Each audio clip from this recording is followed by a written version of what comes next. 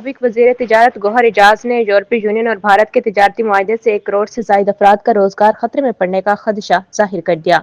تفصیلات کے مطابق سابق وزیر تجارت گوہر اعجاز نے یورپی یونین اور انڈیا کے درمیان ہونے والے تجارتی معاہدے کو پاکستان کی صنعتوں خصوصاً ٹیکسٹائل سیکٹر کے لیے بڑا خطرہ قرار دیتے ہوئے خبردار کیا کہ اگر اس معاہدے سے ملک کی برآمدات اور روزگار شدید متاثر ہو سکتے ہیں۔ وفاقی وزیر اطلاعات عطاء اللہ طاہر نے بانی P T I Imran Khan کو آنکھوں کے ماہرین کی تجویز پر ہفتے کی شب پمپس لے جانے کی تصدیق کر دی۔ تفصیلات کے مطابق وفاقی وزیر اطلاعات عطاء اللہ طاہر نے میڈیا سے گفتگو میں تصدیق کی کہ بانی پاکستان تحریک انصاف کو گزشتہ ہفتے رات آنکھوں کے ماہرین کی ہدایت پر پمپس اسپتال لے جایا گیا، جہاں ان کی تحریری رضامندی سے صرف 20 منٹ تک طبی کارروائی کی گئی۔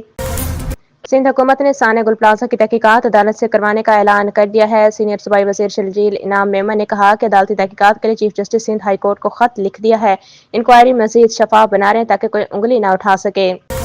وزیر اعلیٰ پنجاب مریم نواز کا کہنا ہے کہ خاتون اور بچی سمیت سیوریج لائن میں گر گئی، شوہر اور اہل خانہ کو ڈاکو بنا کر تھانہ لے گئے۔ یہ پنجاب ہے، یہاں ایک ایک جان قیمتی ہے۔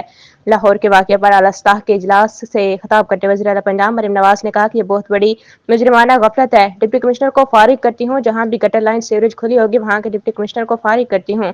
کمشنر